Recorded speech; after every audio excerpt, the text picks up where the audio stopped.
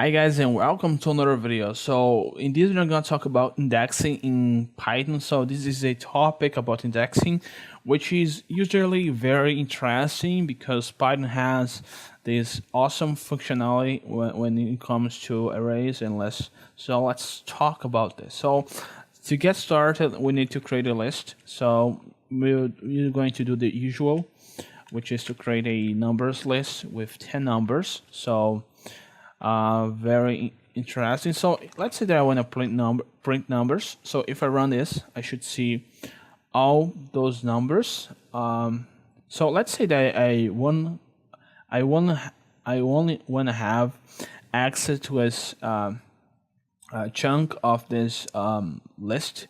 Let's say that I just want to print the first two numbers. So to do that, we're gonna use indexing. So let's say that I wanna, first of all, let's say that I wanna access the first element. So the first element is an index 0.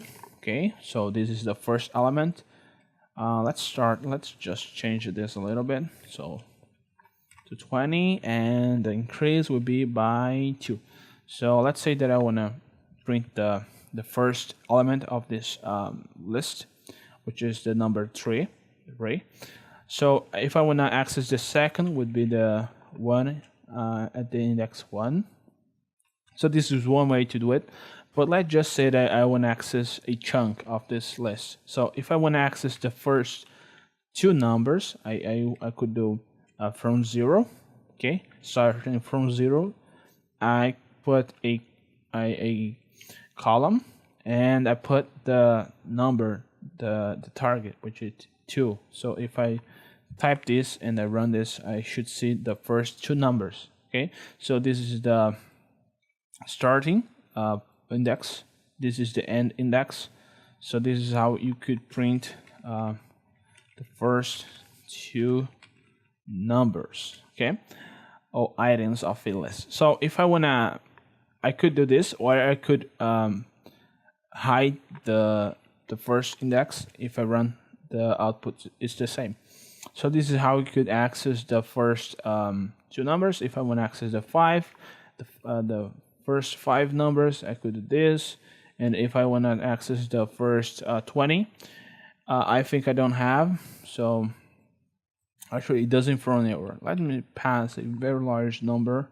Yeah, so Python doesn't make a mistake even if I pass a higher number than the actual indexes. So if you guys want to access, let's say, and Python also has a thing called negative indexing, which is a very interesting functionality. Let's say that I want to access the last item of a list. I need to do something like this. Let's say that length equal len numbers. So if I want to print the last element, I need to do length. Okay, I need to do this. So let me see, there is something wrong right here. Just a minute, guys.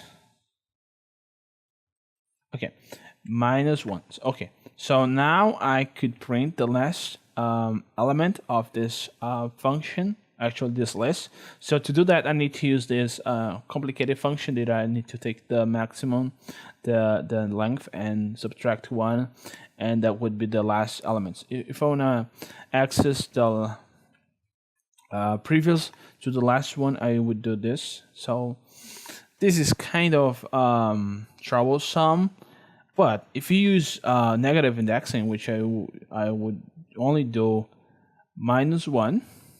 So this is a very interesting. If I run this, I should see the last element. So this is very interesting, guys.